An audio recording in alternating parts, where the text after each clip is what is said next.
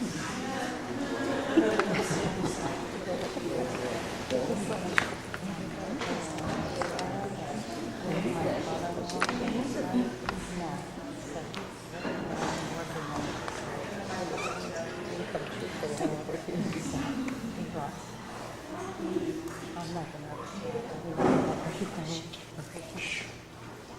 evening and welcome to Diana's Senior Presentation. I'm Gretchen McTavish, one of the English teachers here at Christopher Dock. And for the past year, Diana's been part of my 9th period AP English class. It was a dynamic assortment of seniors who enjoyed working together, honing their writing and speaking skills, and exploring ideas. A class that has been a joy to teach. Along with her classmates, I have enjoyed Diana's many contributions to class discussions, her poise and polished presentations, and her general enthusiasm for learning and life. God has given her many natural talents and gifts, and it's been delightful to observe her develop and refine them. Diana, it's been a privilege to have you as a student. From your passion for healthy eating to your essential guide to Philadelphia, you have been nothing but positive and enthusiastic. And it will be interesting to see where life takes you. Right now, though, the floor is yours.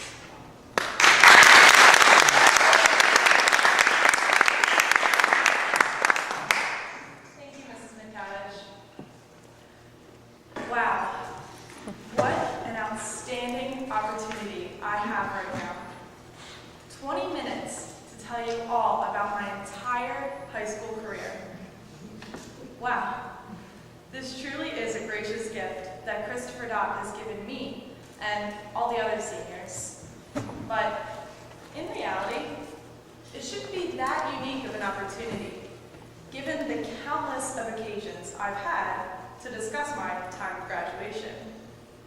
Anyone who has graduated knows what I'm talking about. It doesn't matter where you are, at a family party, outside walking your dog, at a grocery store. Someone finds out you're graduating and you're guaranteed at least a 10-minute conversation. They ask you about your time in high school, how you liked it, what you achieved, maybe where you're going next year. If I had to make a conservative estimate, at least 70% of my conversations in the past 4 months have been about graduation. So, you would think this speech would be a breeze for me. Just a repeat of everything I've been discussing these past 4 months. But here's what's interesting about all of that graduation discussion. I'm always asked, oh, so what was your high school ranking? Rather than, what were some life lessons you learned? Always, hey, what varsity sports did you play? Not, where did you spend time helping others? Very rarely at a dinner party do you see parents sitting around comparing their graduates' growth in character. No, let's be honest. They're bragging about where their kids are going to school or what kind of honors they received. Maybe I'm being optimistic, but I'd like to think it isn't a materialistic nature that attracts people to these superficial topics, but rather a fear of digging too deep into an individual's morale. But that is why what I have right now is such an exciting opportunity. I can finally relay all of my stories of values learned, obstacles overcome, challenges achieved, and hopefully from all this, you'll realize something next time you're talking to a new graduate. It's much more interesting and fulfilling to hear how people have grown in character over the years, rather than a list of colleges they got into recited mindlessly. In all fairness, however, I loved to hear which university seniors were getting into when I was a freshman because I wanted to be in their position so badly. It wasn't good enough that I was finally starting my first year in high school. I needed to have that diploma in my hand, a decided major, and that U-Haul loaded and ready to move everything to my new dorm. Obviously, I was a bit ahead of my years, but I had to settle with what I was given. So, I decided to push myself in every aspect of my high school career before the intermediate years, while in the intermediate years before college. I needed to have my basics down before studying to become a broadcaster. Yeah, I was so sure I was going to be the next Barbara Walters. Even though this Christian school, one before Doc, didn't offer many accelerated classes, I made sure my schedule was exactly how I wanted it. The school was offering a college-level business class in the morning, so, of course, I was one of the first freshmen to sign up. Honors biology had to be on there as well. Despite my sincere loathing of science at the time, I knew I ought to be challenged. All my grades were phenomenal, I felt I was on the path to success, and everything was working the way I wanted. But, in reality, everything wasn't working perfectly. I channeled my energy towards controlling and perfecting my grades and classes because everything else in my life was out of alignment. I enrolled in my previous high school to find a change from public school, to receive a Christian perspective, have one-on-one help from my teachers, and build relationships with kids sharing my faith and values. Now, I may have gone into it with too high of expectations, but it was not the Christian school I thought it would be. Sure, I had Bible studies, as Bible classes that relayed the stories and teachings of Jesus Christ, but I was surrounded by hypocrisy among my peers. They, meaning students and teachers, knew the Word of God, but not all of them lived it. So, while trying to survive in this environment, I struggled coming to terms with my own faith. I hate to say this, but the amount of disdain I had towards the church was incredible. On Sundays, I remember sitting in church during the hymn, looking at everyone around me and wondering if they even believed what they were saying. If being a Christian meant acting like what I saw around school, I didn't think I wanted any part of it. I truly felt alone in this place I had so much faith in previously. Now, it sounds like my 9th grade year was awful, and trust me, it would have been if it wasn't for my parents supporting me every second. My dad would stand in as comic relief, always recalling an inside joke of ours just to lighten the mood, and my mom was the comforter, my shoulder to lean on. She would listen to every story with sincere compassion, always providing the perfect encouragement for every situation. I remember my mother giving me this one piece of great advice. It carried me through my first year in high school, and has actually stuck with me to this day. In the whole grand scheme of things, in the tremendous collections of experiences one will have in a lifetime, high school is only a small blip in that vast time span. So don't sweat the small stuff. With that advice in mind, I moved into the next year at my old school with hope and confidence I could handle any challenge. It wasn't going to be easy, that much I knew, but I honestly tried to go in with a clear perspective, open to any change in the people around me. Tennis season kicked off my sophomore year, and I was ready to build relationships with my teammates and improve in this new sport I recently picked up in the previous season. In the year before, I played second doubles. No doubt an honorable position for someone who had never played before, but I practiced nearly every day in the summer leading up to preseason so I could earn that higher position. Once challenge matches rolled around, I fought my way to the final match, lost to the best girl on the team, but won a spot at second singles. No doubt an honorable position because it gave me the perfect level of a competition for my experience.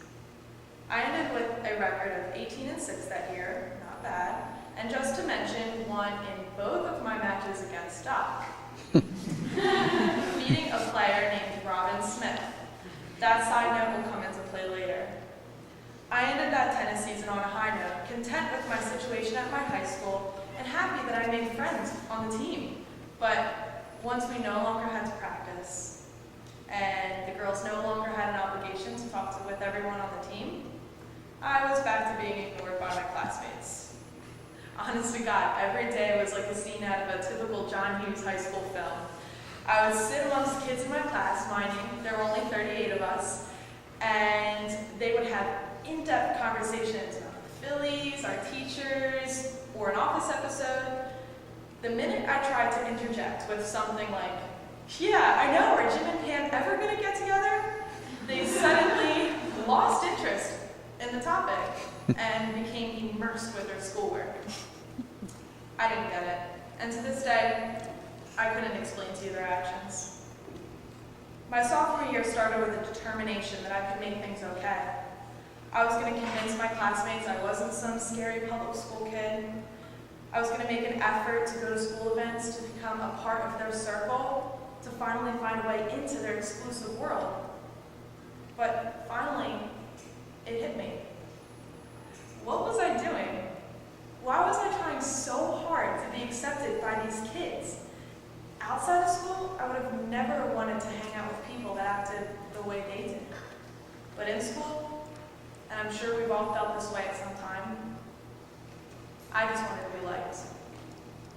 At the end of the first quarter, however, I realized how irrational my thinking was. What was the point in driving myself crazy trying to find approval when I had the option of being in a better environment? So, with that epiphany, I transferred to Christopher Dock Mennonite High School. From several sources, I was informed of the school's honorable reputation for solid academics, decent class sizes, and prestigious athletics. So, despite the 40-minute drive from Solberry, I thought the school would make a great fit, and begun my second quarter at the new school. This was the fourth time in my life I was in a new kid position, so I wasn't scared, nervous, or intimidated, just ready for a new start. I wouldn't go so far as to say I was excited for this transfer because after the experience at my previous school, I was hesitant to jump in with too high expectations. I stayed guarded, spent my first couple of months at Dock just observing everything around me, but learned quite a bit about my new school in doing so. Lesson number 1, you can't throw a stick in this school without hitting a Moyer, Berge, or Durstein. Honestly, at first I thought everyone just had a lot of brothers and sisters, but then when I saw Natalia and Nick standing together, I realized how flawed my logic was. Lesson number 2, everyone has stellar singing voices here. At my very first chapel, Mr. Durstein, I'm not kidding, led the chapel to a couple hymns.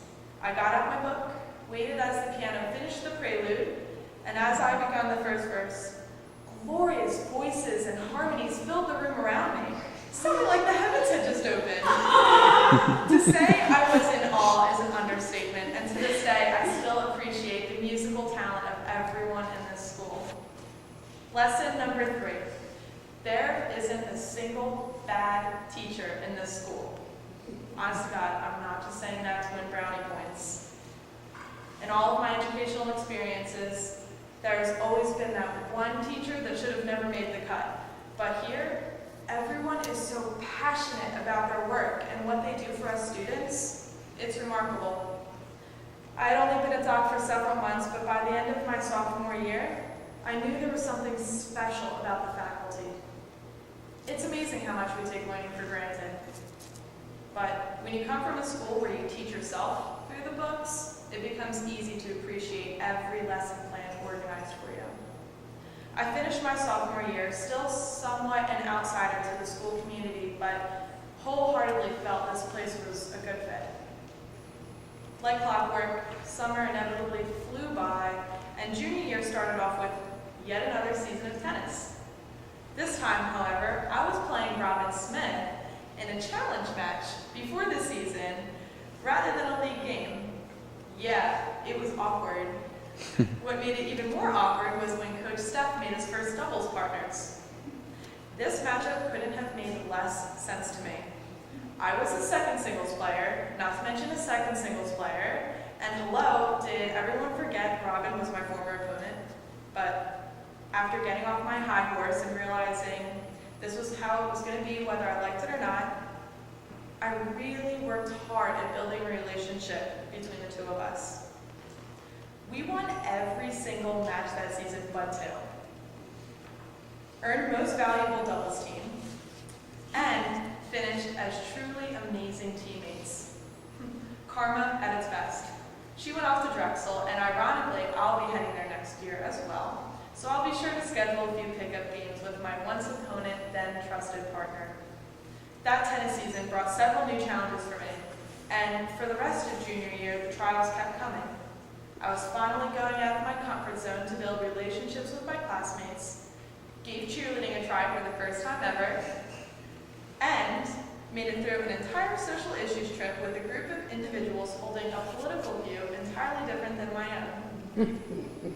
While some of these trials may have left sour memories, my character wouldn't have matured without the experiences.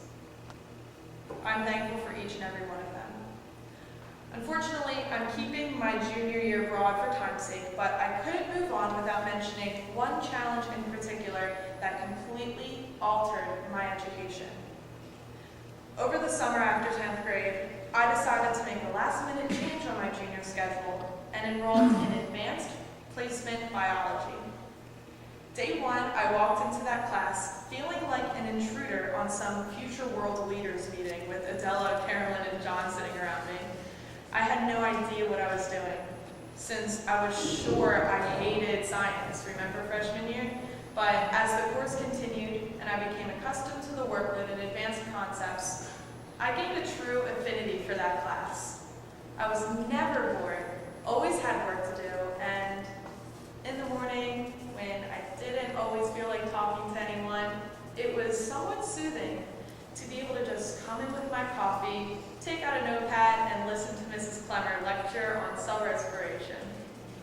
I can't believe I just said that. But it's true. I really do appreciate everything she was able to offer me.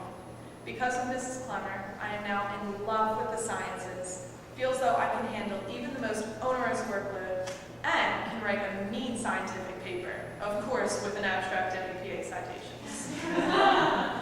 The inspiration gained from that class led me to sign up for other challenging courses that year, and transformed me into a nerd of some sort. I thrived on listening to everything lectured, actively participated to build my own understanding, and worked my hardest to produce the best products I could. Thankfully, this work ethic carried over to the next year and helped me narrow down what I wanted for the future. Starting my senior year, I worked my butt off applying with the best applications possible to every dream school, backup school, and backup school, 8 total. My dream carried over from freshman year, and with full certitude, I knew my major would be in broadcast journalism. I even centered my senior experience around the dream occupation, shadowing NBC 10's news anchor, Tracy Davidson. It was an incredible opportunity, one I'll always remember, but more importantly, one I'll always be thankful for. That day, I realized broadcasting was something I saw myself doing well at, but didn't know if I would love it. Sure, being a news anchor is dynamic, interesting, and pays well, but the occupation seemed too fast-paced, too impersonal. Well, for me anyway. I couldn't link to a fulfilling aspect in it. Therefore, I realized majoring in communications might not be my best option, and before even starting a semester at Drexel, switched my major, and either from the inspiration sparked in AP Biology or from my love of nutrition and staying healthy, I was led to enroll in the Accelerated Physician Assistant program at Drexel. In the midst of blissful anticipation for college, however, I struggled finding anything worthwhile in my senior year. My junior self was brilliant and constructed a senior schedule of AP Statistics, AP Language, Anatomy, Physics, with barely any electives or study halls in order to ward off senioritis. It worked, keeping me busy, but I still felt something was missing. There was no connection to this school community, despite the deep appreciation I had for this place. Many things could have led to this disconnect. It could have been that I lived 40 minutes away. It could have been that I built a barrier between my peers and I in fear that any notion of a friendship I sent their way would be dismissed, just like at my last school. Or it could have been that I was a Mennonite. I didn't go to their churches. I didn't eat funny cake. My last name was Gashevsky. I don't know. But what could have most drastically caused this detachment was my experience at NYLC in the beginning of senior year. I was nominated by Mrs. Grega to attend the National Youth Leadership Convention in Washington, D.C., among 300 other high schoolers. I almost didn't mention this event in fear of spending half of my speech reminiscing. However, I wouldn't feel right not mentioning one of the most monumental events in my life. So I'll keep it brief. I've never been happier, more comfortable, or found more of a connection with peers my age than when I was at NYLC. We understood each other. We had similar goals in life. We didn't all like the same things, but we genuinely appreciated and admired the passions of those around us. Even though we knew each other for only a week, we cared for one another like lifelong friends. I know, it seems crazy and impossible to grow with strangers that fast, but it happened. And I still talk with 4 of my closest friends on a weekly basis. But when that life-changing experience was over, and I was driving back to school on my first day after the trip, I found myself sobbing while I passed the school 3 or 4 times, just hesitating to pull in. The kids around Doc seemed to pale in comparison to the remarkable people I just connected with on such a deep level. I had gotten a taste of the outstanding individuals I would meet once outside of high school that I found no point in being here at all, and I think my school attendance record would show that. But 2 individuals did help to curb the indifference I had towards my senior year. Hannah and Jackie have been my closest friends at Doc and are absolutely incredible girls, each in their own very different way. I would love to look back at the special times we've had together, but I can't. Really, it's impossible. I can't. I have an atrocious memory. For example, yesterday, after senior speeches, I made Jackie drive me around the parking lot for 10 minutes because I forgot where I parked in that little parking lot out there. I owe you gas money for that, I'm sorry. But they both know I have an atrocious memory, so I don't think they'll mind the lack of anecdotes. Just know this, you guys. You've both won a special place in my heart with your friendship. You're the only ones who have truly gotten to know me and have looked past what misconceptions have arisen about my true character. Unfortunately, I don't think many of my other classmates know what I'm really all about, and only know of rumors or stories around me, about me. So, I'm thankful I have time to clear the air about my true social life. In reality, my peers would not believe how much of a homebody I really am.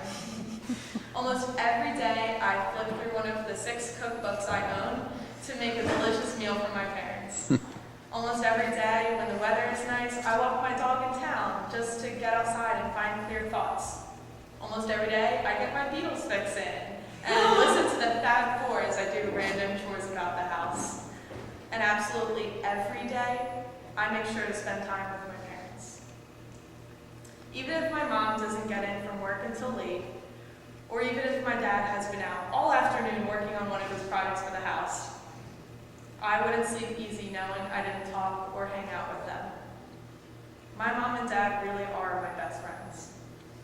They're the ones I've laughed the hardest with, the ones who have supported every goal or passion of mine, whether I stuck to it or not, and the ones who have dealt with my ugliest moments and still love me unconditionally.